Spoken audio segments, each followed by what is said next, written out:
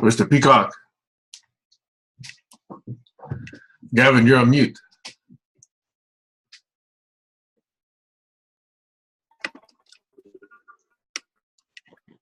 I am. Okay, I can hear you now. Great.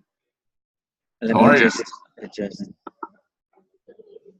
I'm keeping really well. I'm getting some feedback. Really? Yeah. You have two speakers on? I mean, two sets of speakers or two sets of microphones? I've got these, and I Yeah, so you probably have the other speakers on. Turn off your regular speakers, I think. how do I do that? Hold on. Let me just. Or turn them way low. No, that doesn't work. Because I went to the button here where it's saying select a speaker, and it's got the Logitech, so the headset. Select a microphone. So maybe if I select a Logitech, does that make a difference? Yes, your microphone sounds different now. Cool. So you probably have two microphones active. Okay. Is it gone? Is the echo gone? It is gone. There you go. There you go. Brilliant. How are you keeping? It's been a fun year. A lot of things going on. The holidays, I mean, I really enjoy the holidays, but they're rough for some friends of mine, so that's been kind of a challenge for them. Right. People who have lost family, you know. Oh boy. Yeah. It really brings it home in terms of what one really cherishes. Those times of year where one normally spends with family are hard times for those kind of people. Yes, for sure. And what is the name of your dog? This one here? Yeah. I got 3 of them, but this one is Hera. Hera. Yeah. Let me bring it down here. Wow. This one is Zeusy. Zeusy. Look, this is Zeus. And Tia's over there. Beautiful. That's great. So I would really love to kind of dive into where Sam is at right now, and what as we come to the end of 2017 and obviously head into 2018, what is most kind of alive for you in the work that you're doing, and I guess because what I want to be able to do is, from that better understanding of kind of where you're at right now, is I'm hoping to weave Genius OS and the Infinite Game, which is what I'm writing at the moment. I appreciate that, Gavin. In fact, I really appreciate this question. Not many people ask this question, so I am honored and very grateful that you asked. It can have a number of layers in the response. So let me begin with the very high-level summary, and then if you're interested, I can go deeper and deeper if you like. Beautiful. So the high-level summary is, on the Doug Engelbart 50 anniversary coming up next year, I admit I'm feeling a little bit jaded, because so many attempts have been put together to try and say, hey, let's figure out what to do with Doug's vision. And I've been involved in probably several of them, and they seem to exhibit a similar pattern. And so I'm feeling it difficult to actually throw myself into the 2018 planning, simply because I see much of the same thing happening over and over. On the other hand, The place where I feel much optimism, and I'm actually spending a lot of time right now, is this Global Challenges Cooperation group. And that is, in my mind, a way to create community around some of the ideas and principles and values that I have associated with this term, community of impact, COI. So I think that really represents a promising way for us to learn how to create that society that we want to be the society we live in. On the technology front, if you were to ask me where on technology front I would like to be, there's a whole set of about 6 or 7 projects that I've written up small little blogs on, and some are more developed than others. But if you go to kfjournal.org, there's a number of blogs. They're not complete, but there's introductory blogs on most of them. So if you go to kfjournal.org and search for my name in Hahn, you'll see probably a handful of them. In summary, they are, I think you've recognized some of these names. Global Sim, which I sometimes refer to as Global Biz. There's a thing called Mentor, which I've never spoken to you about. There's a thing called Twitch, which I believe I've not spoken to you about. There's a thing called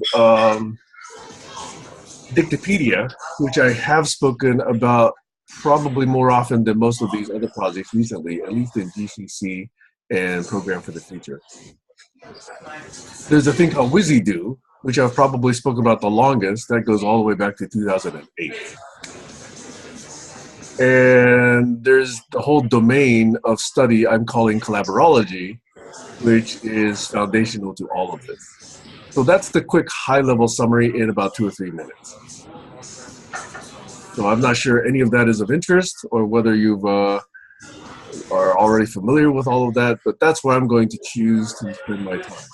And in brief, because I'm a little bit jaded on the Doug 50 thing, I don't yet believe that there's a real effort that can create a slam dunk whiz bang demo a year from now. So I'm devoting my own time not to demo creation, but to writing about the vision and the specifications for what I believe would be cool open source, open technology kind of project. Over. Beautiful. Beautiful. See, I'm interested in all of it from the main perspective of how you see the greatest synergies, because I remember seeing one of your maps where you when you were doing stuff with Alexander and Frode and David Price and was it kind of the thing we call the boombox diagram?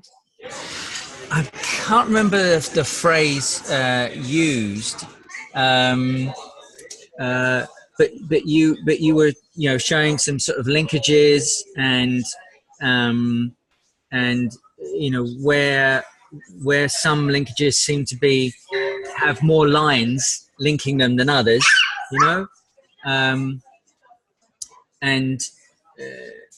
because I guess for me, one of the things that's been, I think, what I feel is a red thread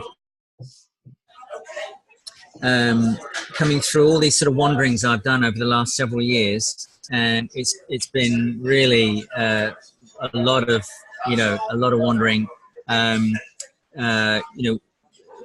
without a conscious roadmap, put it that way, and I feel that what I'm writing up at the moment provides a way to bring a whole load of these aspects, these threads together, not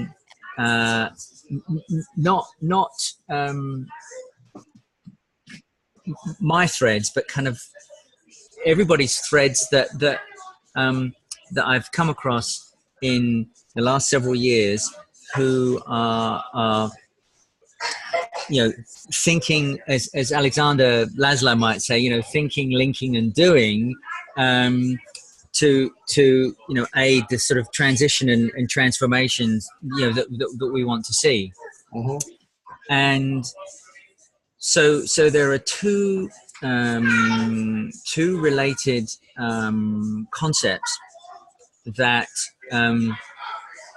I feel can provide a platform to help accelerate the shift and the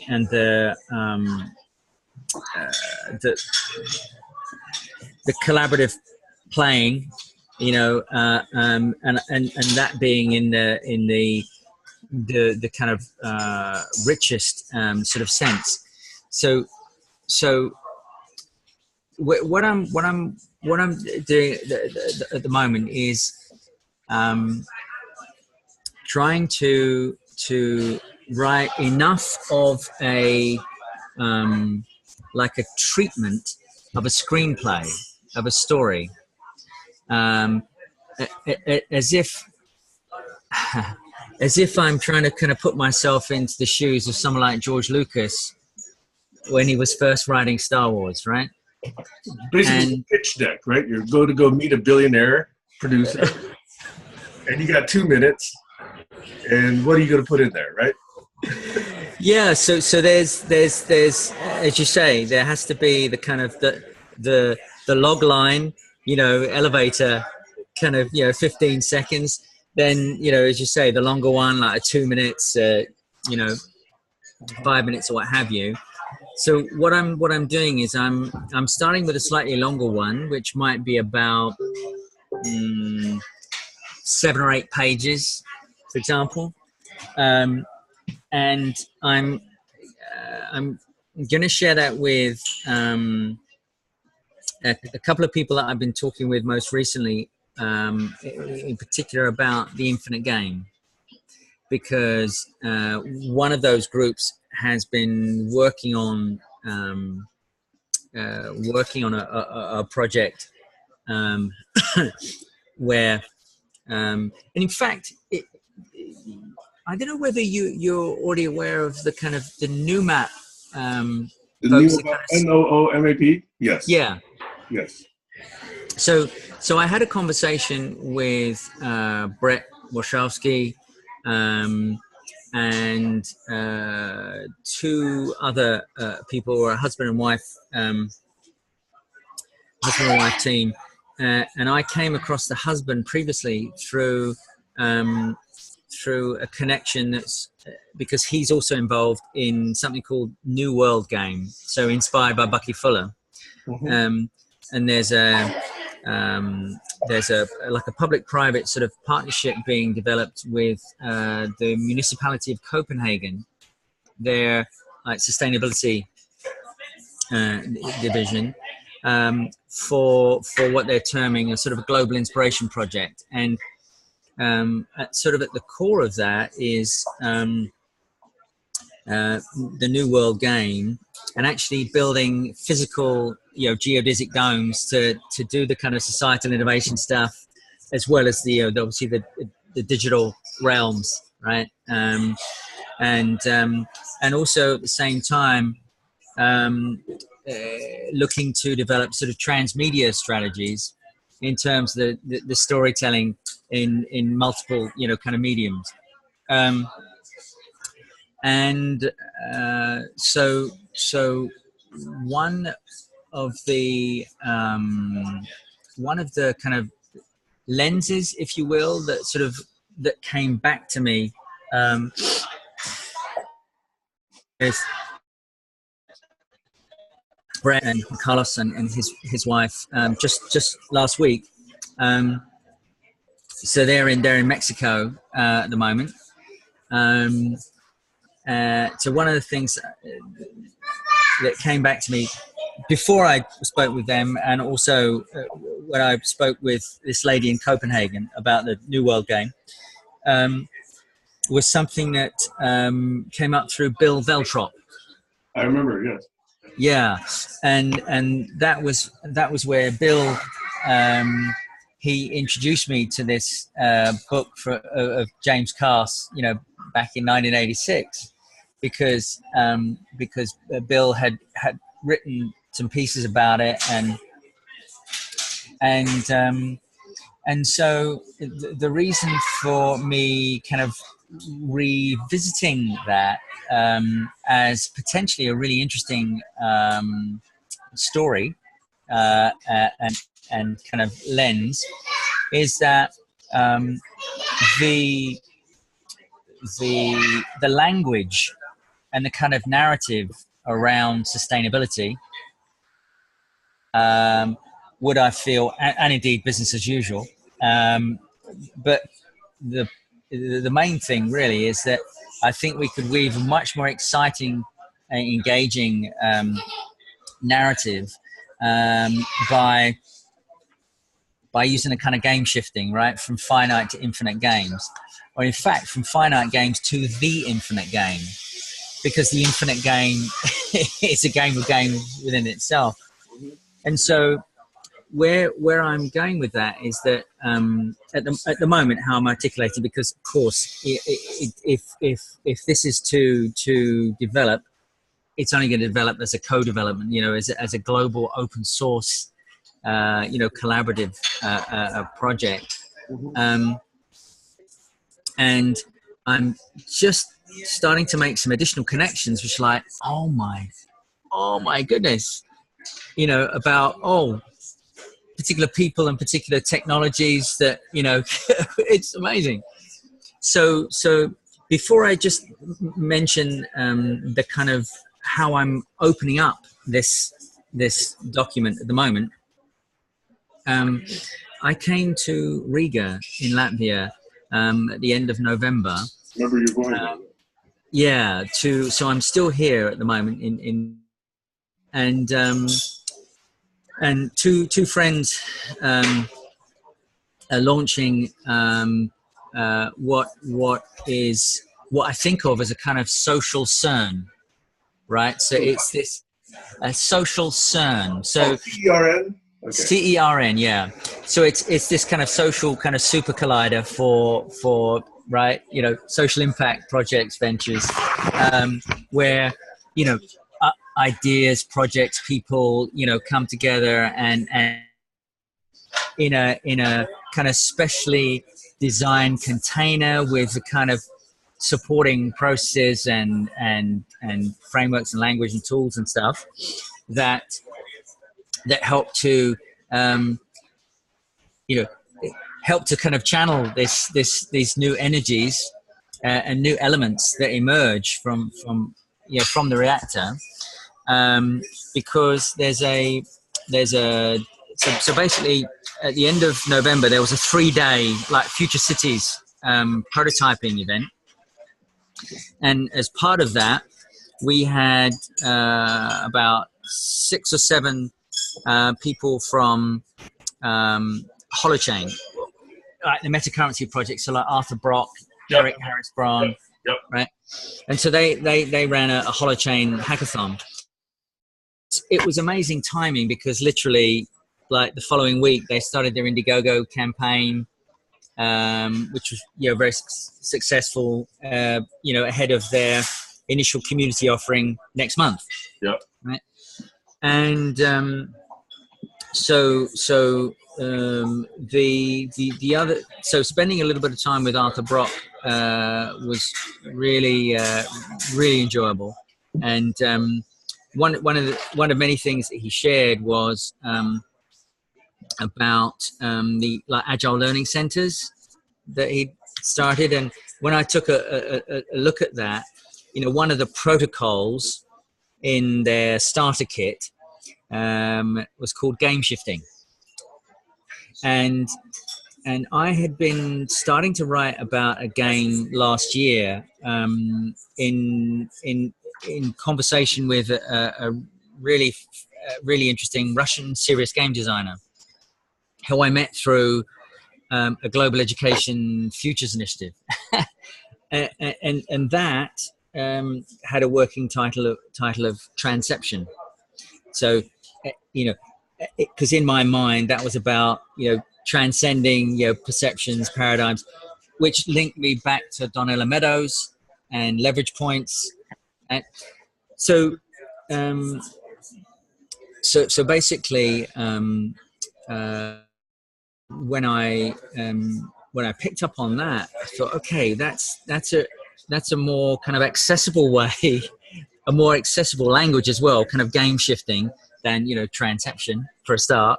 But the other thing is that my colleagues here, when I shared it with them, if actually that's really useful, because they'd been talking with the founder of a youth organization here in Latvia, and we ran like an afternoon session on game shifting. What kind of what kind of topics, what kind of questions would you want to address through this process of game shifting?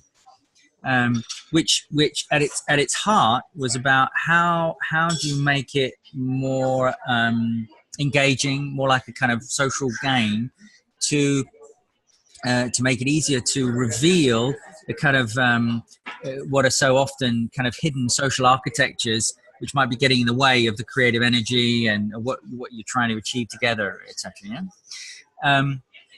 So that leads me back to Genius OS and the Infinite Game.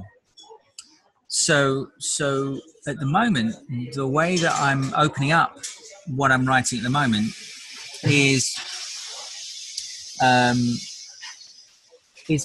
basically, I start off where it's worded at the moment. It's called Solving the Genius Paradox. Solving the Genius Paradox. And it also reminded me of you, beautifully talking about the smart people problem, right? Beautiful. So I start off with,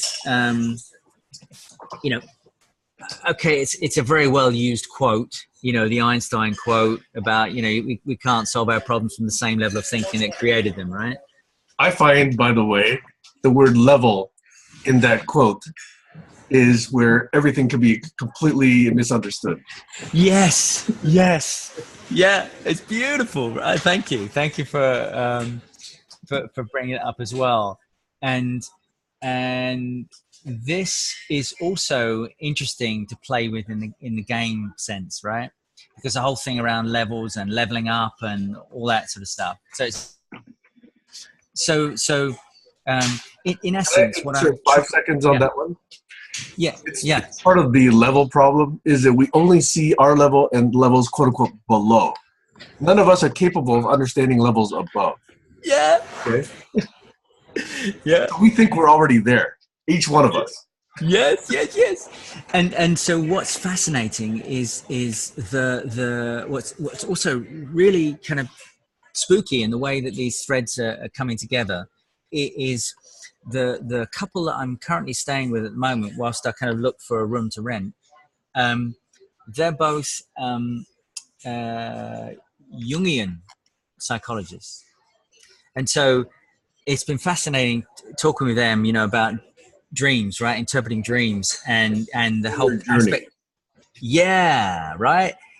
Soul journey, the whole kind of collective unconscious, and it's fascinating. And so for me, what's really interesting about the time right now is so in a nutshell, what I attempted to do with the solving the genius paradox is the fact that well, perhaps I'll just if you could indulge me just for a moment, I'll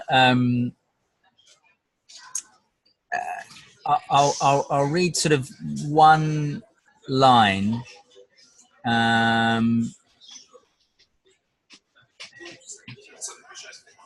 So So one of the lines I've got currently in this draft, which I feel that it, to me at the moment, it seems to capture, just for me personally right now,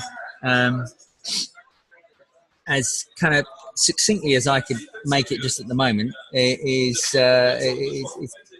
so I'll read out just this one sentence, if that's all right. So, life.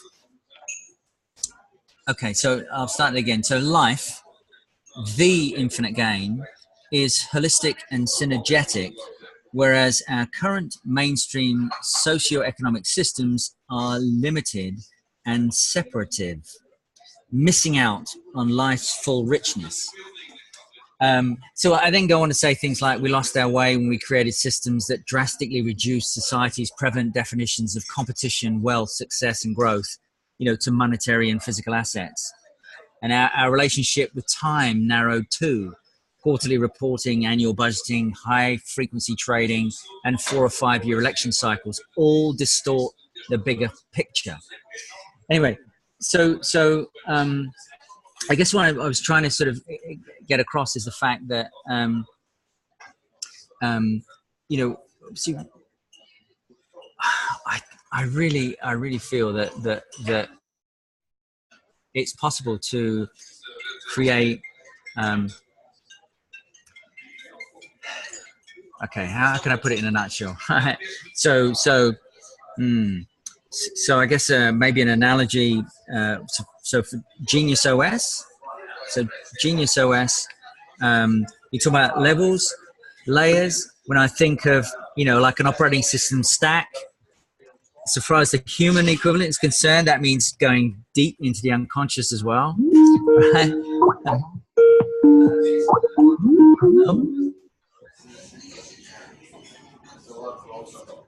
Sorry. That's all right. That's all right. Coming in, I have to get rid of it. Yeah. So where I am at the moment is that, see, I sense that the game itself is not just how we're able to link,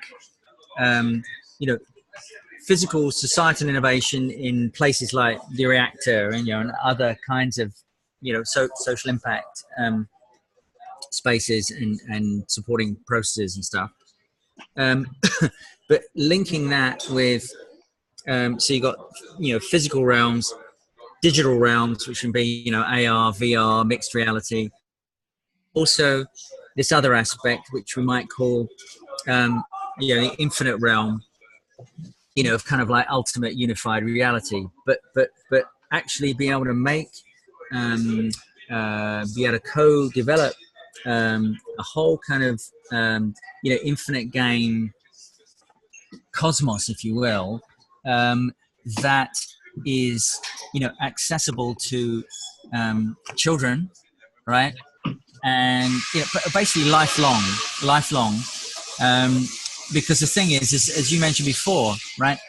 All these different kind of layers and levels and complexity, and being able to provide the kind of environments where people can enter the infinite game, kind of from where they are. But a real key here for me is that the way that the game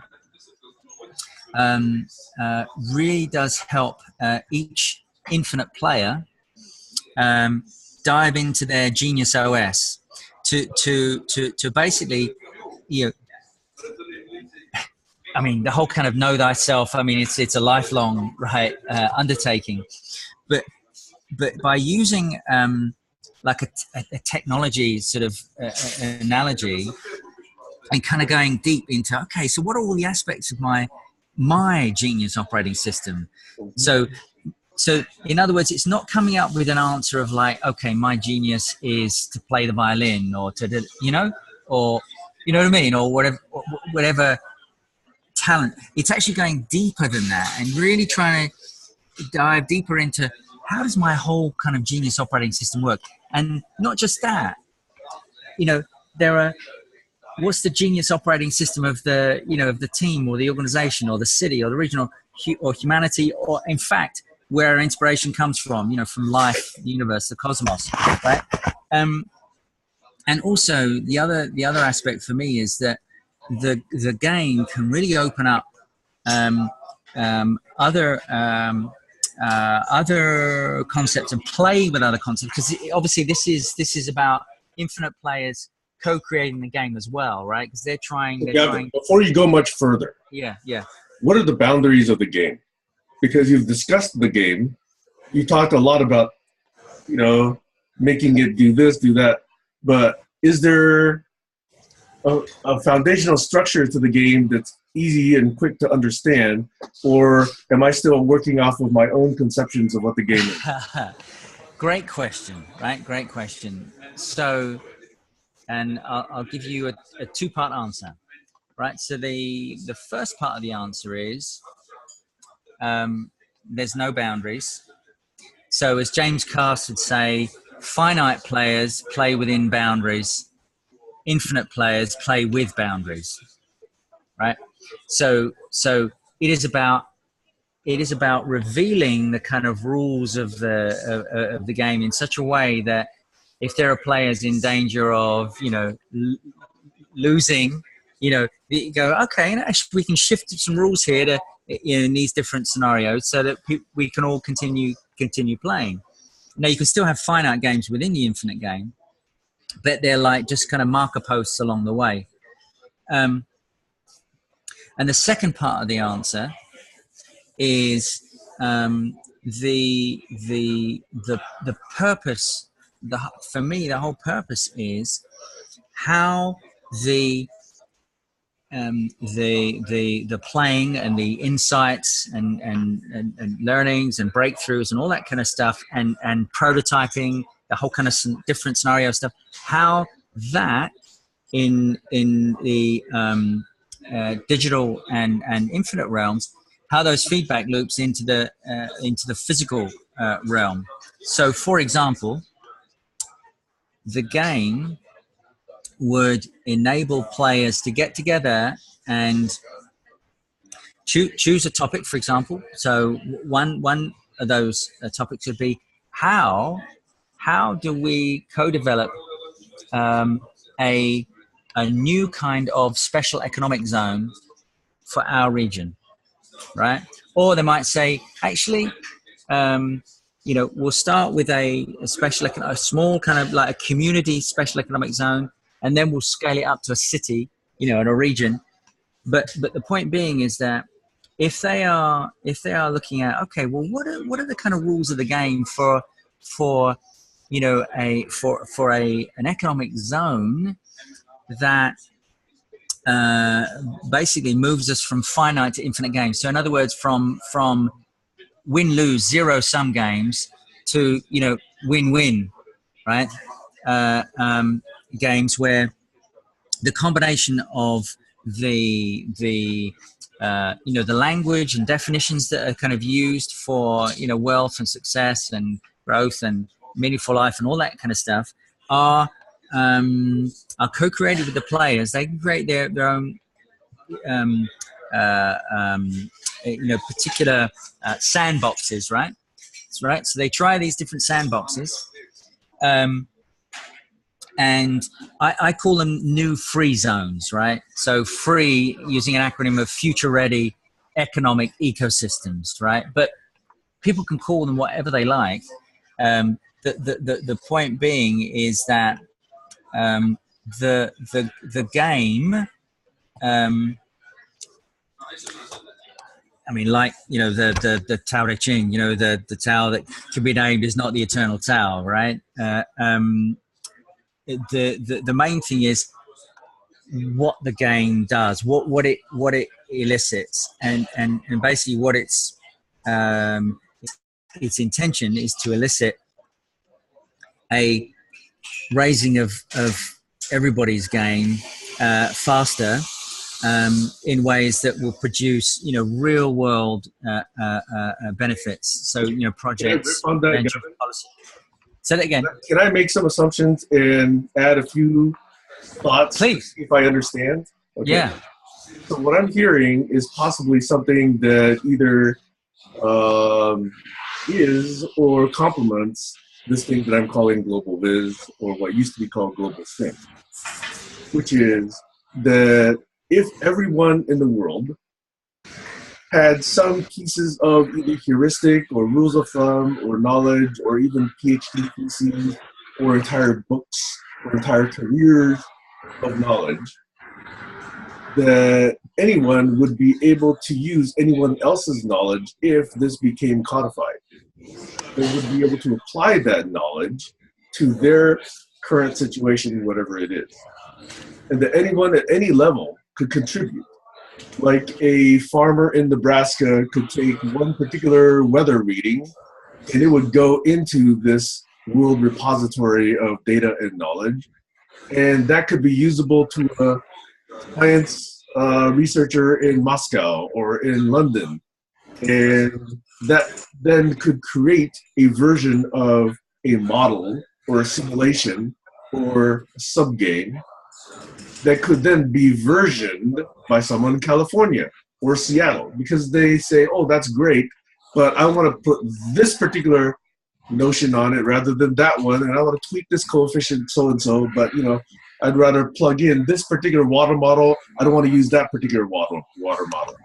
And I want to use this particular PhD is to predict social interaction and road network growth versus that other one. Or I want to use this model of currency versus that other model of currency. And so anyone is able to pick from this global, multi-layered structure of data, observations, heuristics, rules of thumb, knowledge bases, etc., and create their own version by picking and choosing and aggregating and snapping together, and then running it, and then say, okay, what would that do for that particular farmer in Latvia? Or what would it do for this particular school child in Canada? And then play these what-if games over and over and over and over, and iteratively refine them so that they get better and better and better. And then they play around with composing with other knowledge bases so that eventually greater and greater models and greater simulations get put together that more closely approximate more global kinds of phenomena. That's what I've been calling global sim / global viz since about 2009. Yeah. That's what I would like to see, but that's so grandiose, I have no hope of building it. Well, all I'm doing is now writing about it. We see this, to me, plays beautifully into the infinite game. And again, to me, coming back to the smart people problem, is too often, I think we have situations where people have kind of, got an idea, and obviously some of them have further developed with the ideas and have been prototyping and what have you. but kind of too often it's like maybe one or two people are trying to sort of attract people into their boat, if you like, or onto their island or whatever it might be. Whereas what you were just describing is much more of a kind of distributed, kind of open access, self-organizing, using kind of like almost like kind of picking up the Linux operating system kernel, if you like, right? Picking up one of those and going, oh, actually, right, I'm gonna play with this, right? It gives me a faster start. I'm not starting from scratch, and I need to tweak it here and here and and I'll call it whatever I like because right. Yeah, and towards this particular usage or that particular. That's right. Yes, and what's so beautiful is that it could be a combination of, in terms of purpose, it could be a combination of particular theme. I mean, it could, education systems, public policy, could be a number of things. But I think the really one of the most powerful uses is placemaking. Um, basically combine placemaking and wealth making, which is where the kind of special economic zone stuff, comes in, or charter city type stuff. So the point being there is that every single place on the planet has, of course, its own unique DNA. It's combination of the location, the climate, the people, the culture, the stories, the capabilities, the resources, all that. Each and every place on the planet, it's a unique combination. But what's so beautiful about what you were just, articulating is that this is a beautiful way to combine the uniqueness of individual people, place, with all that kind of stuff, with common aspects that all of humanity share. And one of those common aspects for me, in terms of is, I mean, the way I articulate to myself is aspects like the power to create, the power to co-create. But I think ultimately the opportunity to really explore, discover, develop, deploy, deepen their particular self, their soul journey, their genius, their right. What is at the core of each and every person, and then obviously multiplied, right? When you make it easier for people and projects and ideas to find each other and synergize, and but the point being is that it really then comes back to making more and more people think of what's really more meaningful, really deeply meaningful and fulfilling as a life, that goes way beyond trying to be measured by the amount of money in the bank or the amount of physical assets you own. And and obviously the kind of zeitgeist in terms of well, obviously one of the biggest ones being the ridiculous statistics, like what is it? Something like the 8 richest people on the planet have a combined wealth which is equal to about half the world, right? Half the pop. Yeah. I mean, it's ridiculous, and I just think that the language of the infinite game, and kind of bring it into a kind of game platform, and the kind of multi-generational,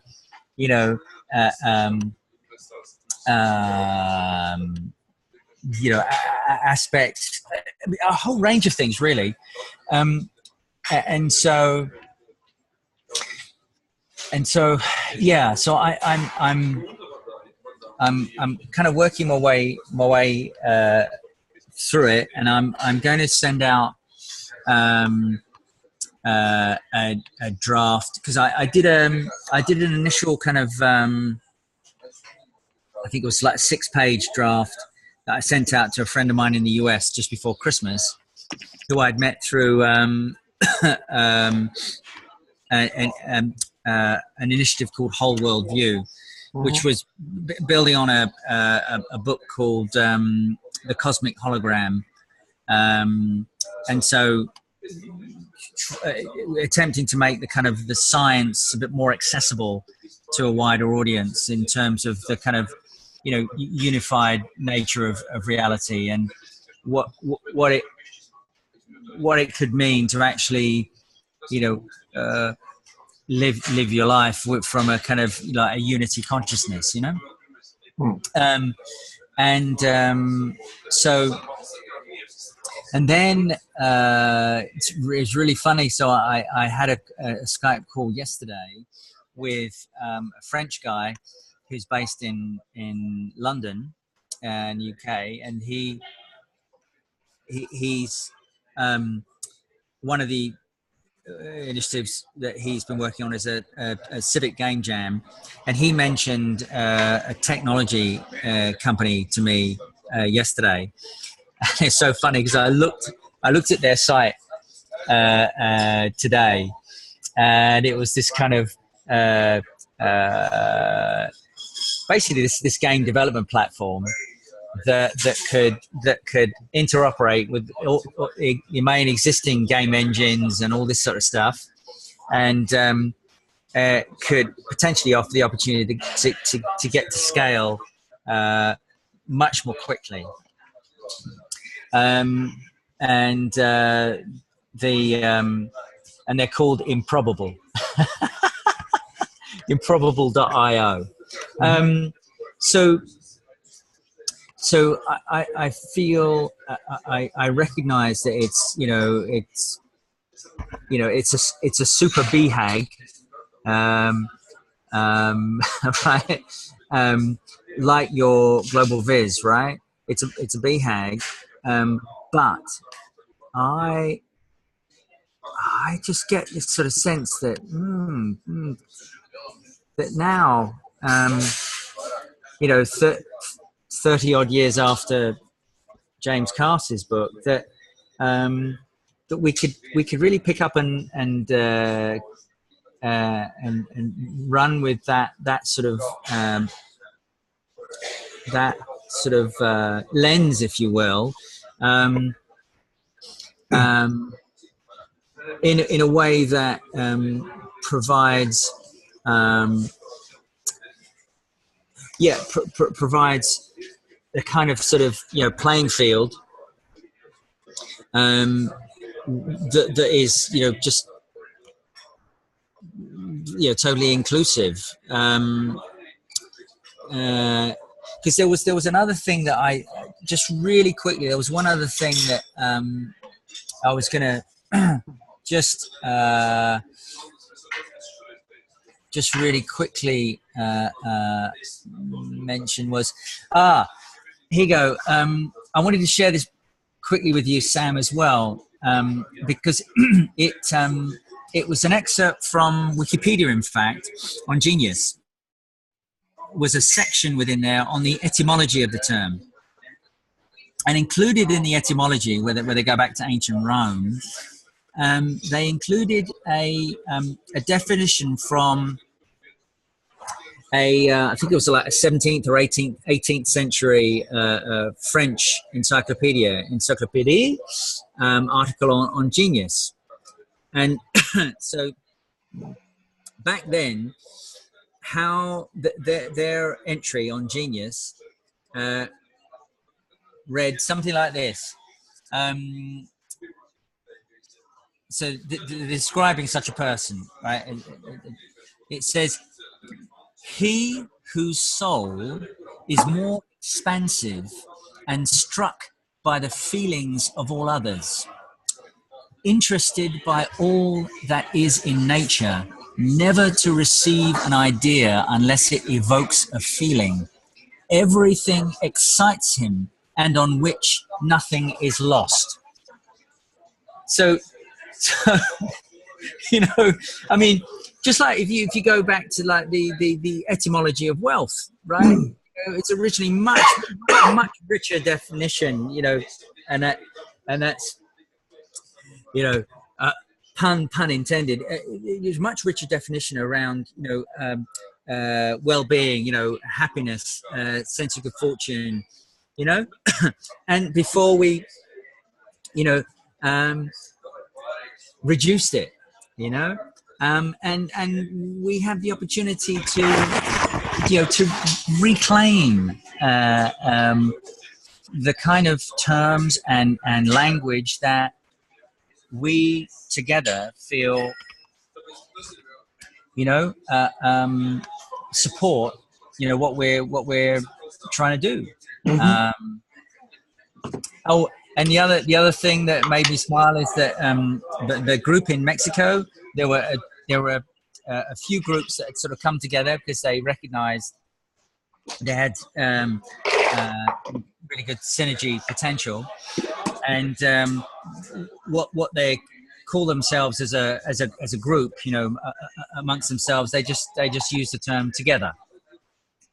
And there's a lot of powerful kind of feminine energy in there as well. And so, of course, as I wrote the word down, you'll immediately see that it's also made up of 3 words.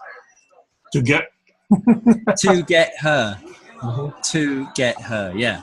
So the kind of, and that's other aspects of that can really be kind of, I feel, you know, subtly, beautifully weaved into the infinite game.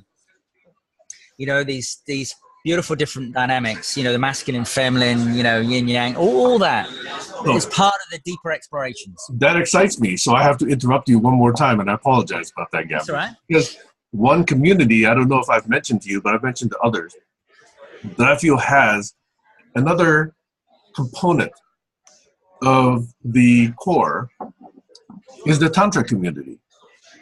These are people who know how to live. Right. Who know how to enjoy life. And by the way, it's not all about sex. Yeah. Sex is part of it. But it's a total inclusion of the universe, total inclusion of what we are, total acceptance and love of what we are, without the shame, without the guilt, without the sin, without all the bad stuff. And I think there's a lot of wisdom in that community.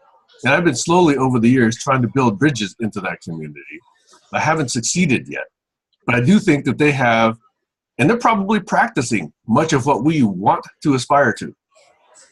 So since you bring this thread up, I'm going to tie it with this little thought that I've had for years now and say that's another part of the picture, the core, the essence of how we be.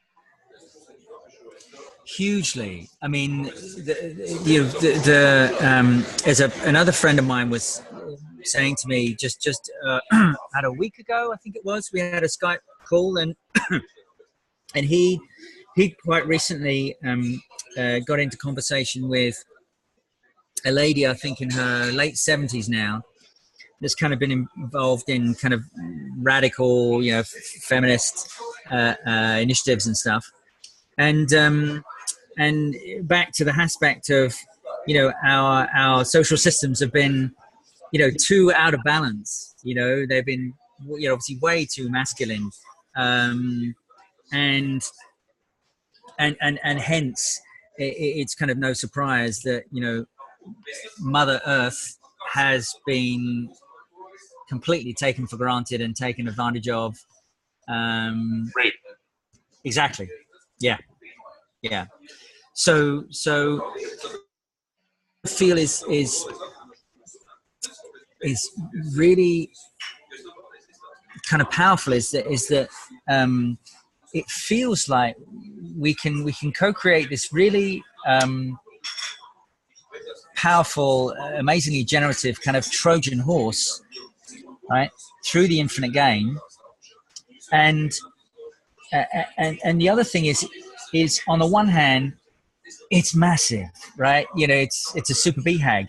But on the other hand, when you use the term game, people immediately think, okay, I can get my arms around that. It's a game, right? It's a social game, or it's, you know, it's a educational game, or it's an edutaining game, you know, educational entertain.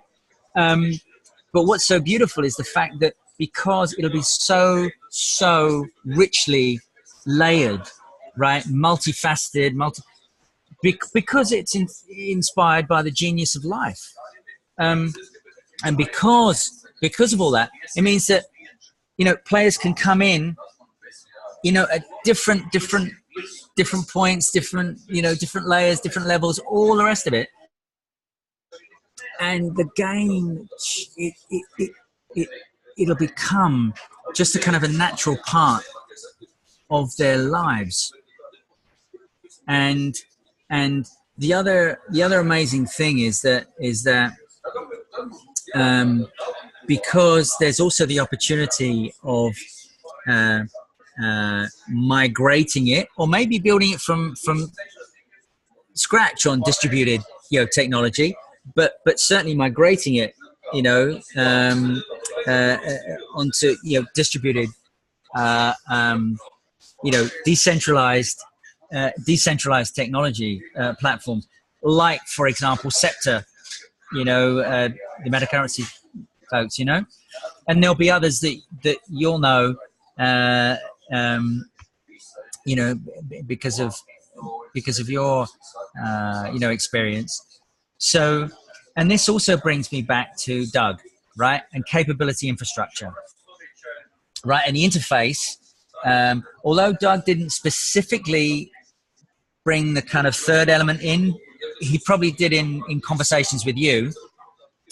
But where he talked about, human system, tool system, of course, the other piece is the amazing natural intelligence, right? Of the earth, of the universe, of cosmos. And I just feel that, I really do feel that using the infinite game as a kind of like a sort of like a spearhead meme, right? Because there's a whole range of different stuff that can, just yes, I see that possibility. I see that first mover advantage. What is the next step in your view? So the next step is, so for me, I've given myself a deadline of finishing this current draft by the end of tomorrow, and I'll happily send you that, Sam. Yeah. So at the moment, I'm keeping the initial group small, just because I know it'll go through a bunch of iterations. My intention is I want to be speaking with potential investors, because I think this could be positioned, impact investment. So, social, economic, and environmental, positive impact, because I feel that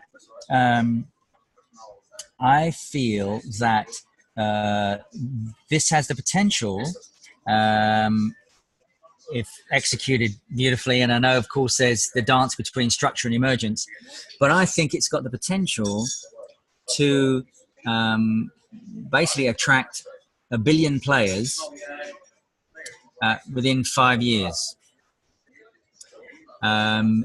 because of the combination of the whole kind of storytelling around it, and it just tapping into existing communities of impact and learning and all that kind of stuff around the world, where it's like, boom, you know what, we're going to contribute, a module or a realm or a particular game within a game and all that sort of stuff. So much, so much you can play with it.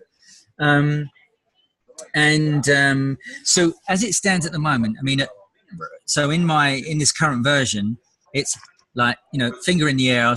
I'm putting in a figure of like $3 million as a seed, with a view to running some infinite game jams during 2018, with a view to preparing for what I call it an IPO, but that stands for that stands for Infinite Player Offering, right? Infinite Player Offering, IPO, right? So, so with a view to doing an IPO as soon as possible, potentially by the end of 2018, right?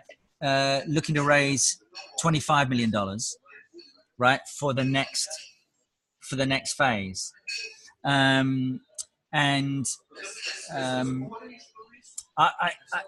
just think that with a relatively small initial group of people, potentially we could make a fast start in early 2018. Get it in front of some impact investors or philanthropists who like, we get it. Right. Gavin, let me ask. And imagine, I was just going to say, imagine 1 billion players, each paying $1 a month subscription. Forget the subscription fee. Okay. Yeah, but it's just, I mean, it's just. Okay. Yeah. I get that. Okay. Yeah. So we can talk about pricing and whether or not there's value there, et cetera, et cetera. Exactly.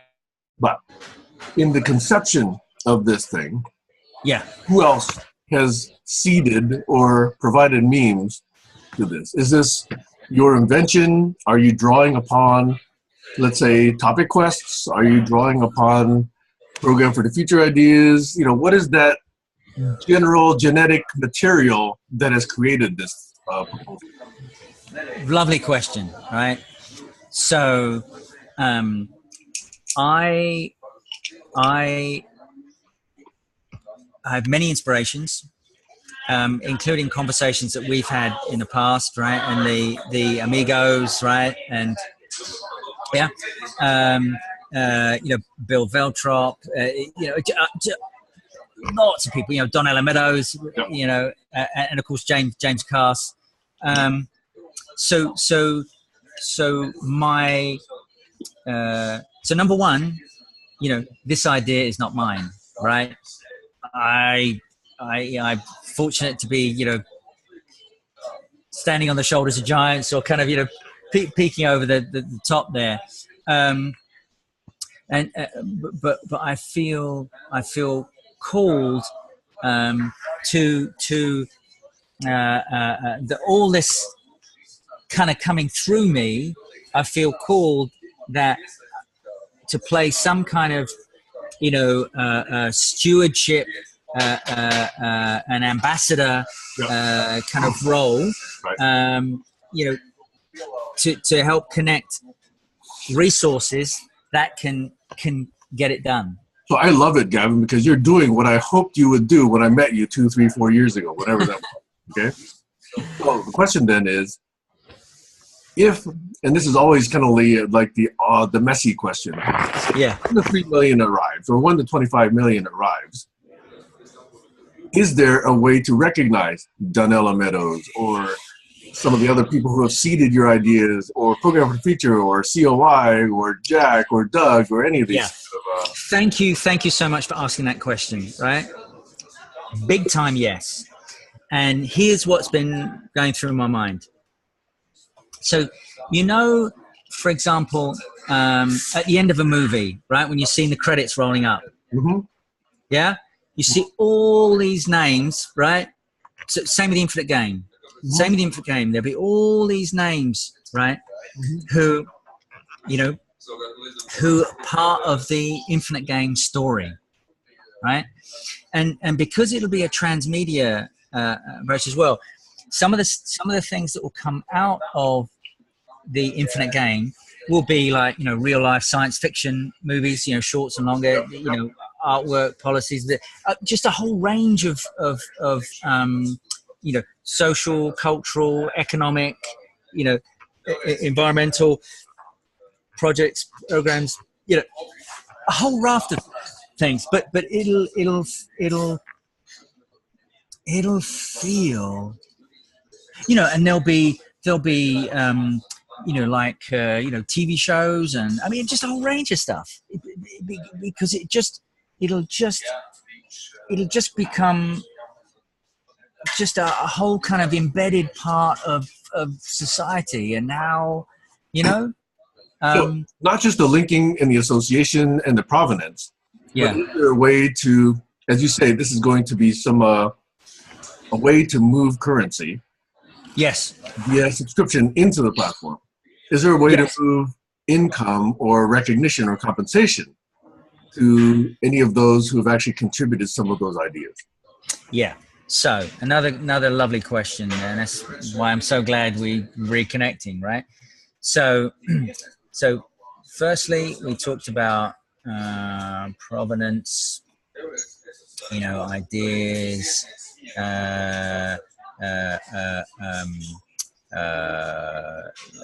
list of credits. Now, and this is where Arthur Brock comes in. Yep. So talking with Arthur, and the whole thing about, currencies, right? Be able to see the currents and the different forms of value. And they've also been talking with, the Meta Integral Associates, and all that kind of stuff about their, meta capital framework and just a whole bunch of stuff. But but the point being is that absolutely, and this weaves back into this whole aspect of if you're designing new currency, you've got to know, okay, so what it's for, what's the context, and so all these kind of socio-economic systems, these different prototypes and zones and stuff must be able to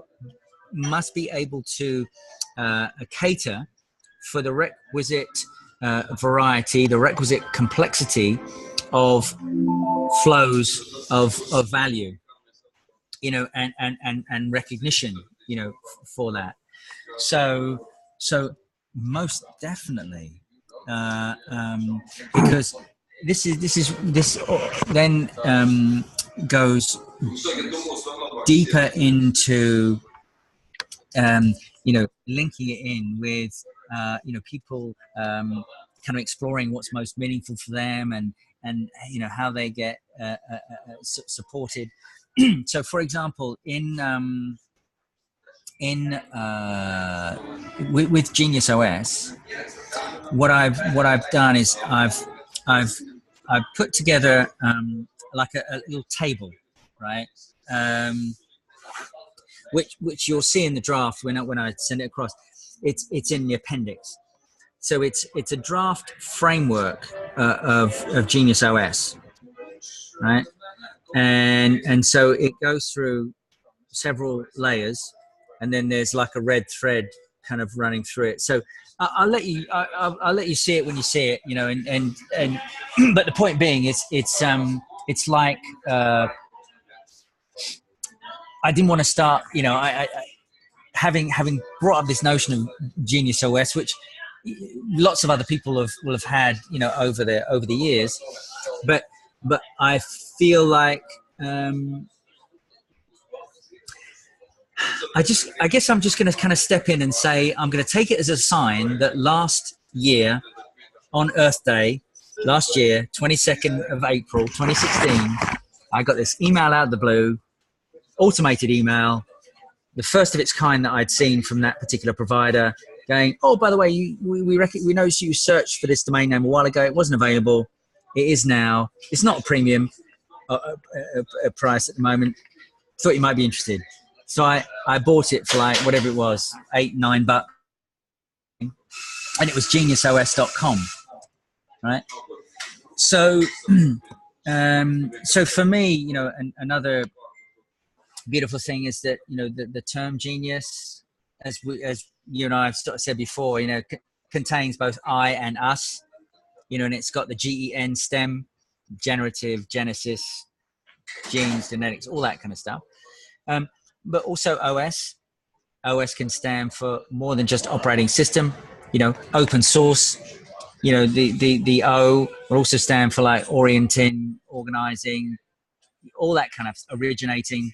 And of course the S can also stand for stories and structures, which takes me back to Bill Veltrop talking about stories, structures, patterns, consequences, feedback loops.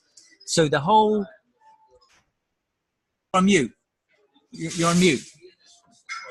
Sorry. Let me throw another one in there that you might like. Os. Used in Japanese martial arts. Os. The utterance os, O-S. It's a sign of acknowledgement, recognition, respect. Os. Nice. Oh, I thought you might like to add that to your mix. Yeah, great. Respect. Thank you. So we've got the current C's. So I can sense these different threads,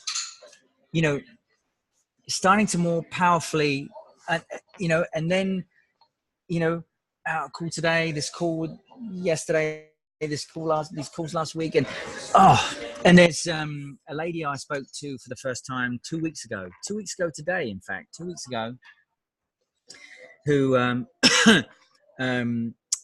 comes from like a corporate social responsibility kind of background, but you know, communications, storytelling, and her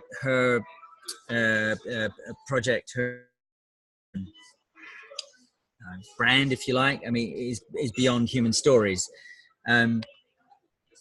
So she's a very interesting lady, and she's also connected with the people in Mexico that I was speaking with last week. So yeah, I mean, a whole bunch of things. And yeah, I just feel that. So after my thoughts are that unfortunately I don't have the money at the moment to hop on a plane to go to Mexico to sit down with these folks for like a week and go, kind of synergize.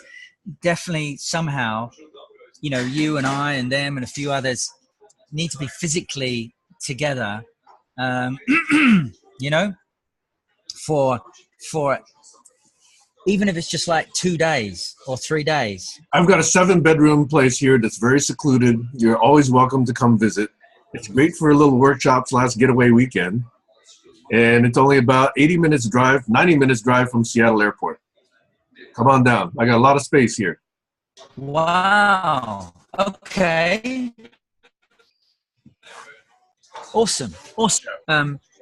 Great. Yeah. I'm Seattle. Right. Seattle.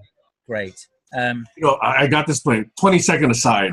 I was looking to move because I couldn't afford to live in the Silicon Valley anymore. Got decimated by my divorce, etc. So now I'm living here. I was looking for a place for not much more than I was paying for a small little 2-bedroom, 1,000 square foot, place, apartment in the densest part of San Jose. Yeah. For just a little bit, and I really stress a little bit more than that. I've got this place that was listed as a 5-bedroom house. It's on the water. It's remote. There's like millions of trees around. Beautiful. It's 2.5 miles to the closest little corner store, quote unquote. It's 14 miles to the nearest supermarket. But the best air on the planet is here. Oh, wow. And it's nice and quiet. It's great to get away. I don't have a commute because I work online remotely. Yeah. So it's a great place to sit and think and write and talk and have great dialogue. Oh. And when I got here, it was not a 5-bedroom place. I counted 3 times and I discovered there's 7 bedrooms here. They didn't list it as a 7-bedroom place. They thought that would be absurd. So I have some space for visitors is what I'm trying to say. Beautiful. Well, I'm going to be, because I met, I first started speaking with Alexander in 2015. And so it would have been quite shortly after that he introduced me to you. And, kind of all along, I've been hoping and somehow is there, a project we could really, combine on. I just, so I'll send you the draft, right? And you might think, oh my goodness, what's this guy been smoking? But I guess I wanted to start with something. I wanted to start with something that was a little bit longer, because then, it's a lot easier to kind of just chop stuff up and, move stuff around and, etc. rather than just a one-pager. I mean, a one-pager, yeah. I welcome that, Gavin. So curious, since I've got your attention right now. Yeah. Let's suppose you got the 3 million or the 25 million. Who would actually be the team that you call upon to actually, build or enact or play or structure this or take it forward, communicate it, message it, create the initial game, etc. Yeah. So another beautiful question, and that is that firstly, in a role as a kind of steward, ambassador, contributor. This is too big, for one person to make decisions about, who should be on the initial team. So I feel that a self-selecting team will come together, and and quite quickly, I think. Not because I'm some amazing person that's put all the pieces together. It's not that. I just think it's luck, it's timing, it's just the right seed at the right time, that can sort of, that's my sense at the moment anyway. I like that. What I'm wondering, and of course we can consider this later, is that in this particular space, since so many of us are full of ideas but short on resources, it's like tossing fish food into a pond. You're going to get the convergence of of a lot of fish, I think. Yeah. And I think the thing is that I just the combination of me and other early team members feeling that we can knock the proposal into shape, into sufficient shape that each and every one of us can go, you know what, there's some connections in my network that and so between a relatively small group of us, I think that we can be, between us, having some investor / donor / supporter conversations fairly quickly. Well, let me tell you. Can I tell you two small stories? Yeah. One is in this whole area of corporations for social benefit. I forget how many years it was, 3, 4, 5. I don't know how many years ago, when I first came across this notion of B corporations. Yeah. I happen to know a very prominent investor / VC here in Silicon Valley. I sent them a one-line question. I'm trying to do a social benefit venture endeavor project, What is your advice regarding whether I should create a C Corp or a B Corp? He sent back a one-line response a few seconds later saying, what is a B Corp? Yeah. And so I sent back my one-line response was, hey, it's, the triple bottom line, it's social benefits, not just, financial profit, blah, blah, blah.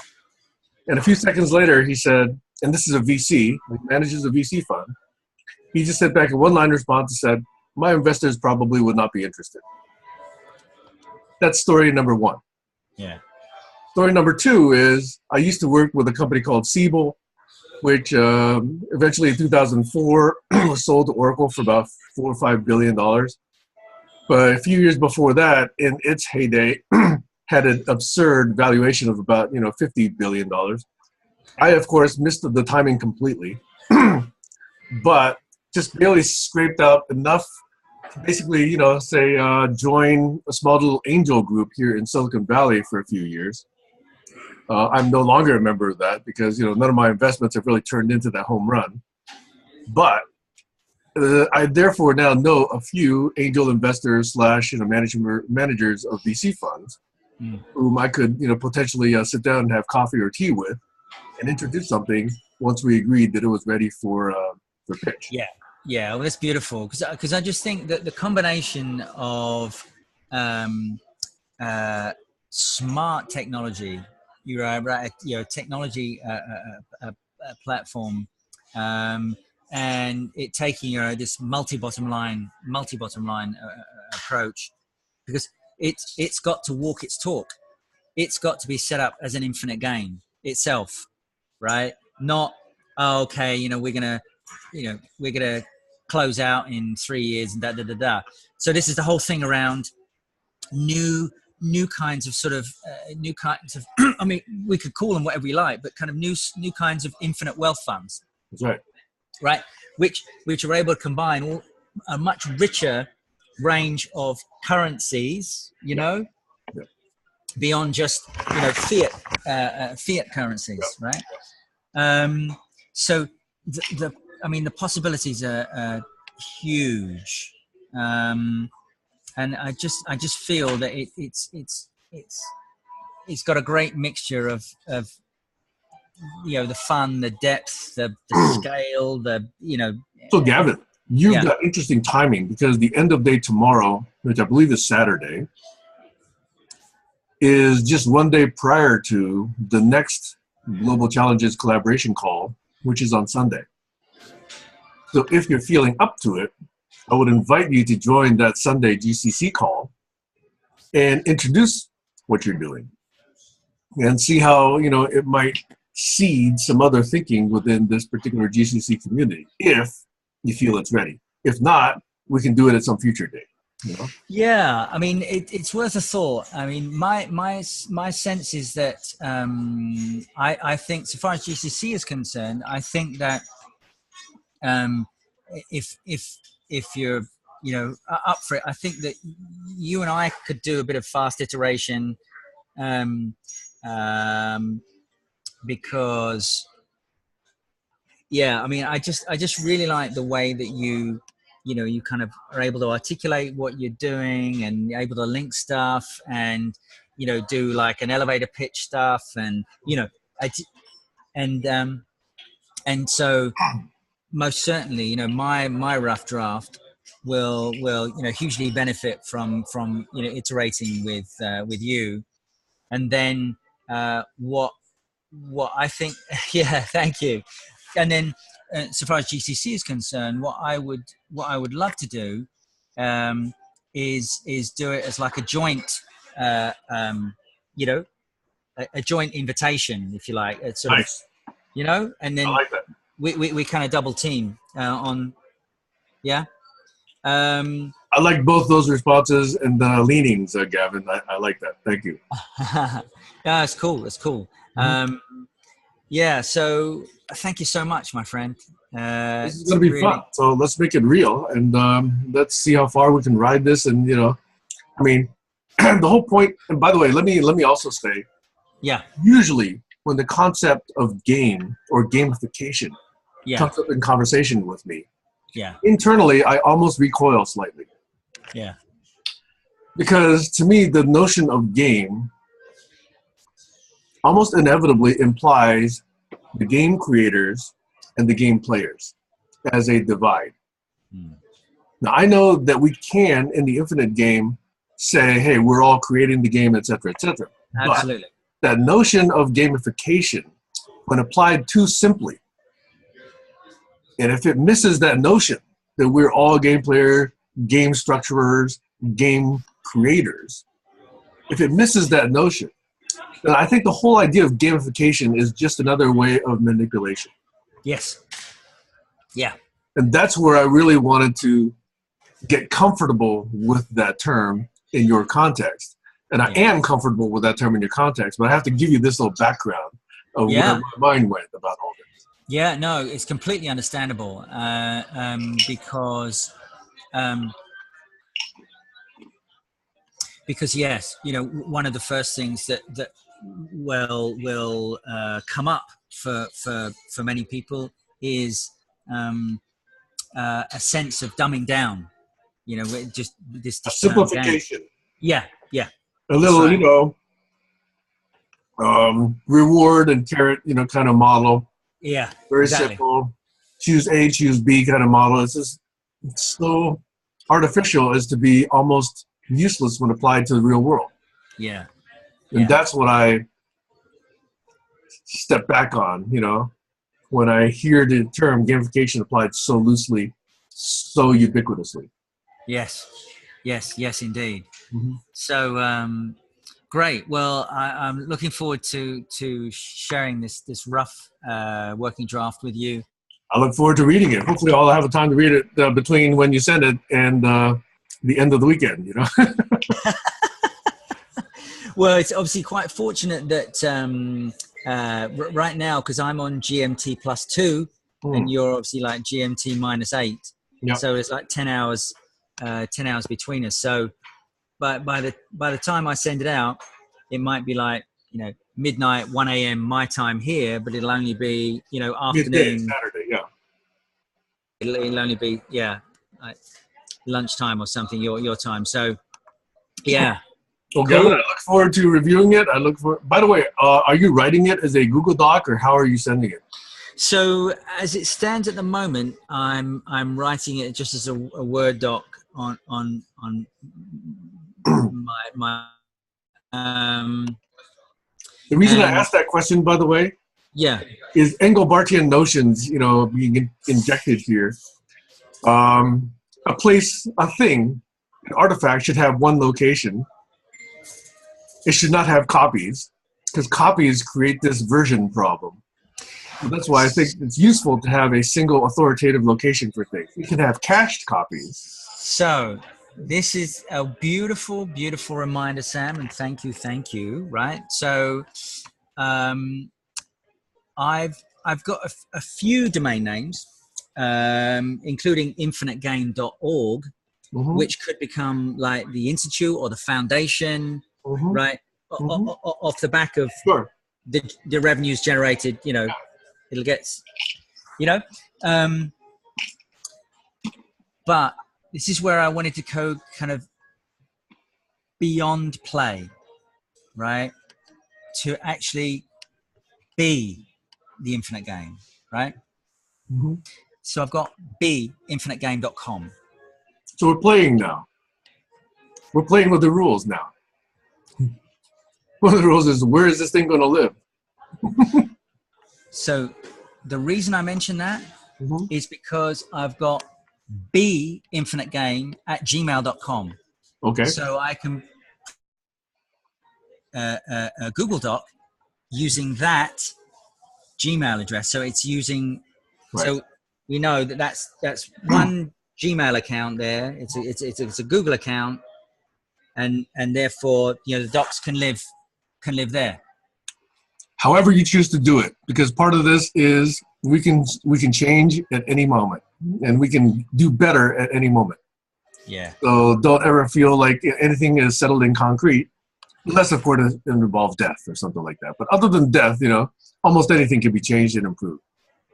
So I was also reminded of Doug's A work, B work, C work.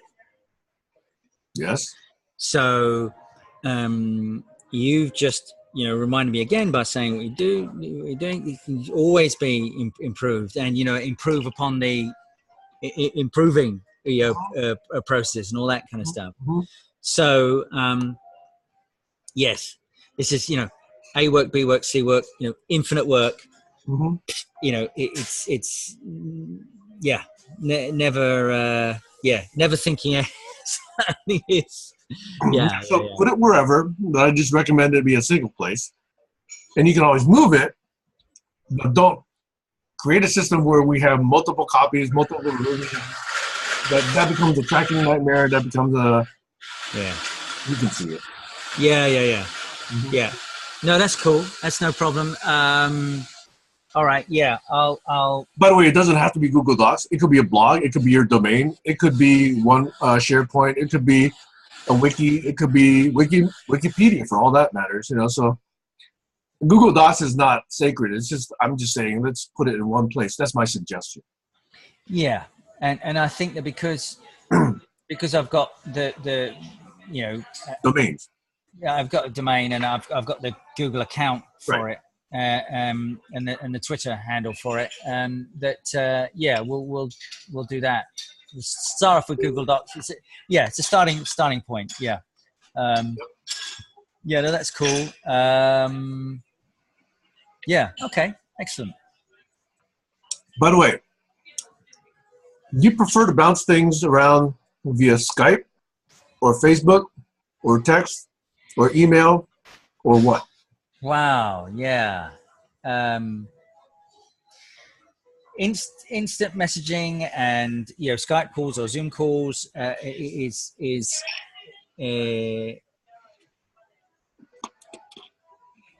certainly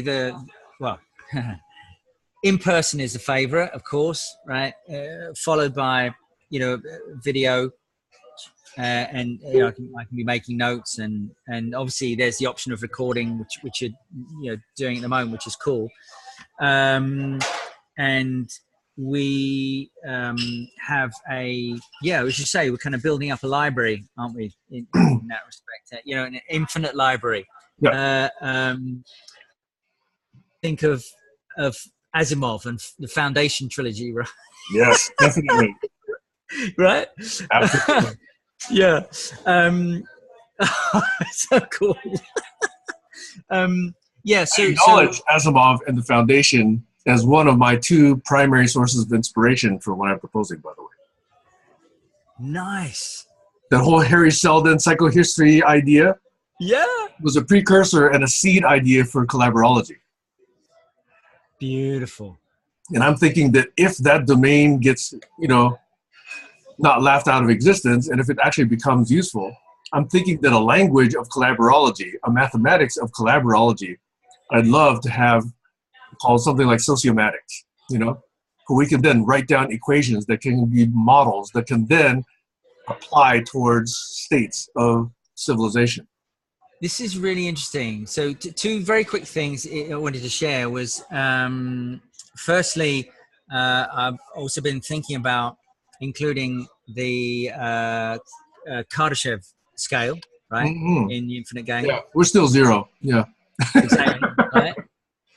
And the second thing is that although we've been talking about some of the stuff, for example, that Arthur Brock's doing, in the currencies, and much more nuanced about how you are able to kind of represent these rich forms of value. The other aspect in terms of language, and whilst I recognize that the language of mathematics it's a universal language, it's right. And so I get that. And then there's another part of me that's a bit resistant. And the part of me that's a bit resistant saying, well, the full richness of life, human experience and life, and, the magic and mystery, and as well, right, as the science and the art, and that can't be reduced to, a few equations or a few kind of that's a fear expressed by those who don't understand mathematics algorithm. So this will be fascinating, right? Because that's part of what we can play with in the game. Exactly. And what's so beautiful is that, to me, it goes back to the purity of the scientific method. The purity is, well, you come up with a hypothesis, well, test it, see what happens, right? See what you observe through the social behaviors and the. And by the way, testing is not really testing. Testing is really observing the universe. We think of tests as something we create. We don't create anything. We just look at the universe, in a different way. Yes. And this is what the game, for the game for it to do justice, if you like, it as you say, it needs to help people, players, see, understand, experience in richer ways. Imagine a game player, by the way, that is not you or me. Yeah. But it's a bot that's helping me. And it's a bot that knows about, my particular situations. It's been able to look for all the available, models or simulations or knowledge bases or games or guilds or quests or whatever you want to call these things. And says, oh, by the way, here's 5 or 6, things you might want to look at that turned out to be useful for other people in your situation. This is why you and I. Oh, beautiful. This is why you and I are meant to work together, right? Because in the draft that I'm writing, the name that I've, the working title, if you like, the name that I've given to that bot is Gaia. Mm-hmm. And Gaia, in my current draft, stands for Genius AI Assistant. Aha, nice. I was using a term similar to that called mentor, like an advisor to me, but Yes. also a tour guide through knowledge. So mentor. A mentor. Beautiful. MNTUR. Great. mentor. So what's your name? Oh, of course, yes. MENTOUR. Yeah, Beautiful. like a mentor who takes you on a tour. Yeah. Again, what's beautiful is the kind of generative sort of Yep. creative dance and embracing the different views or ideas or This is that thing that gives us the illusion that collaboration actually might happen.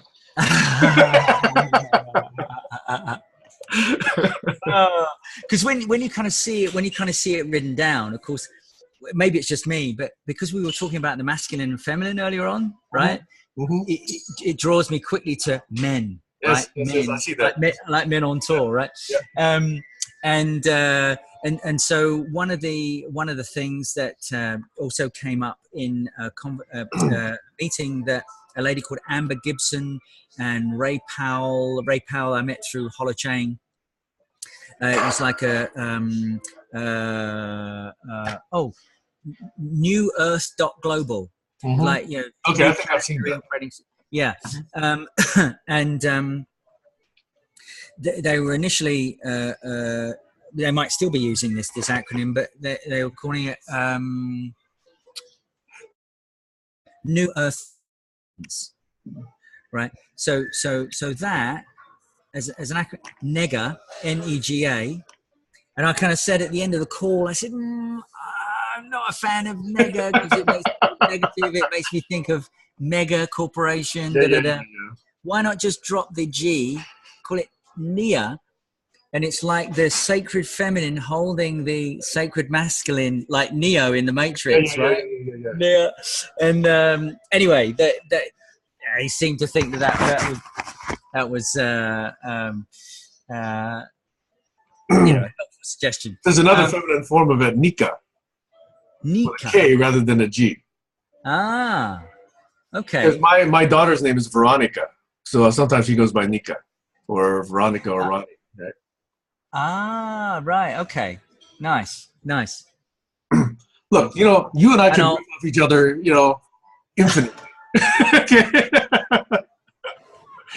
But it's probably late in your day and it's the beginning of mine. I probably have to go, see if my daughter's up. But this is a very exciting call. I like it. I'm having fun. I hope you are as well. Yeah. So I really appreciate you reaching out to me, and hopefully let's do something here, together. Beautiful.